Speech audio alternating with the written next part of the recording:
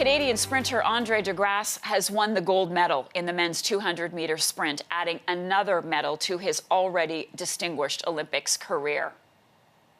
I want to go straight to Anson Henry now. He's a two-time Olympian, content creator, and co-host of Unconventional Voices of Track and Field. Good morning. Good to see you once again, Anson. I just ran in the studio because we were all watching it in the newsroom, so I'm a little out of breath. So exciting. What did you make of that incredible race?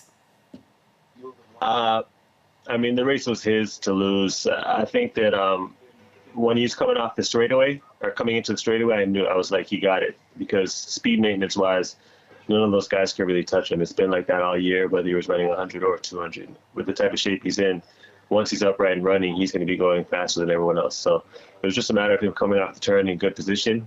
And as soon as he came off the turn, I was like, yeah, he got it. So finally got that gold. And, after some disappointment in that 100, he can walk away from this Olympics with two personal bests, a bronze medal, and a gold medal. So this is a performance that no Canadian's ever seen at the Olympics in history.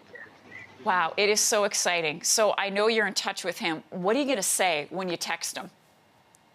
Well, it's funny because yesterday, after he ran so fast in the semis, I was like, I feel like you're faster without the glasses, because his glasses broke just before he went out.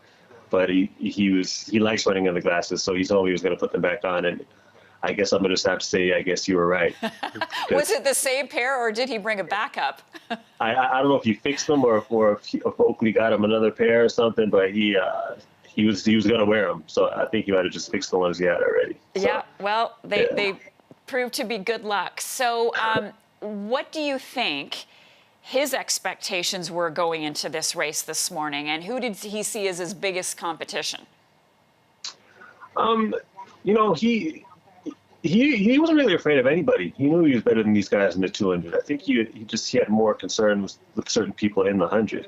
The 200 for him, I mean, as long as he's in good position off the turn, he knows that none of those guys can run with him. So he wasn't really worried about anybody like that. I think that, upon reflection, for a lot of people, if they were to look back at 2016, he came second to Usain Bolt. So, I mean, as far as coming in this championships, I mean, someone would have to be in supreme form to beat him, especially with him still a lot better than he was back in 2016. So it was his race to lose, and it was just a matter of him coming through as the favorite. In a lot of situations, he's not necessarily considered the favorite. He ends up on the podium, but he was the favorite this time and came through. So he's showing a broad spectrum of the ability to perform under pressure, whether he's an underdog or whether he's the favorite.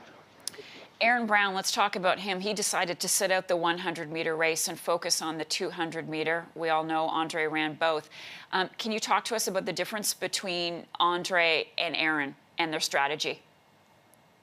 Well, I think it was smart for Aaron to just focus on the 200 meters. Now, for him to make an Olympic final in the 200 is impressive. At the last World Championships, he made the final in the 100 and the 200. I think he thought that this time it might be better to save his legs to give himself a shot at actually getting a medal in the 200 by not running the 100. I think it was a good decision. This field was deep, and Aaron still ran fast. Not as fast as he would have wanted to. I feel like he would have wanted at least around 19 seconds. But, being in the final is a huge accomplishment at this Olympics. And Aaron's not old by any means, so at the World Championships next year, he's going to come back strong in Paris in 2024. He's going to be ready.